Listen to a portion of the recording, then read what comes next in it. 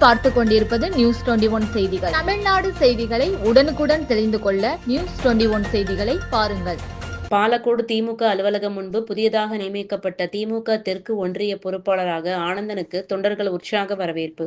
திமுக பொதுச் செயலாளர் துரைமுருகன் இன்று வெளியிட்ட அறிவிப்பில், தருமபுரி திமுக மேற்கு மாவட்டத்திற்குட்பட்ட ஜெர்தலாவ், தண்டுகாரனஅள்ளி, கரகதஅள்ளி, ஏரனஅள்ளி, பேளாரஅள்ளி, காட்டம்பட்டி உள்ளிட்ட 6 ஊராட்சிகளை உள்ளடக்கிய பாலக்கோடு தெற்கு ஒன்றிய கழக பொறுப்பாளராக ஆனந்தன் அவர்களை நியமிக்க உத்தரவிட்டார்.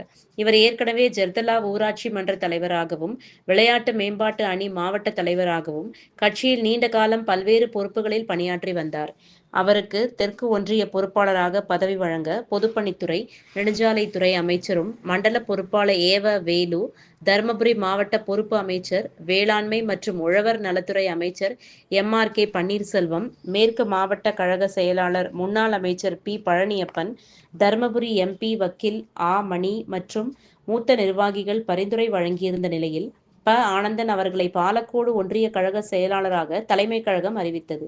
அதனைத் தொடர்ந்து பாலக்கோடு திமுக அலுவலகம் முன்பு புதிய தெற்கு ஒன்றிய பொறுப்பாளர் ஆனந்தன் அவர்களுக்கு தொண்டர்கள் பட்டாசு வெடித்தும், மாலை அணிவித்தும், இனிப்பு வழங்கியும் உற்சாக வரவேற்பு அளித்தனர்.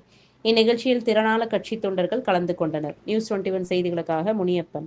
ராணிப்பேட்டை மாவட்டம் ஆற்காடு பேருந்து நிலையத்தில் மாதந்தோறும் பௌர்ணமி அன்று அன்னதானம் வழங்கி வரும் Sri Jothilingeswarar சிவனடியா Seva public charitable trust பல்வேறு ஆன்மீக பணிகள், பள்ளி மாணவ மாணவிகளுக்கு உதவி செய்தல், மரம் நடுதல், இரத்த தான முகாம் நடத்துதல், மருத்துவ முகாம் நடத்துதல், துப்புரவு பணியாளர்களுக்கு நலத்திட்ட உதவிகள் வழங்குதல் போன்ற எண்ணற்ற பொது சேவை பணிகளை செய்து வருகின்றனர். இதில் உதவி செய்ய விருப்பமுள்ளவர்கள் தொடர்பு கொள்ளவும். நிறுவன தலைவர் ஜெய் மாருதி சரவணன், எண் 3, ராஜ முதலியார் தெரு, ஆற்காடு, ராணிப்பேட்டை மாவட்டம். மேலும் விவரங்களுக்கு 9040405952 809818187924 என்ற எண்ணை தொடர்பு கொள்ளவும்.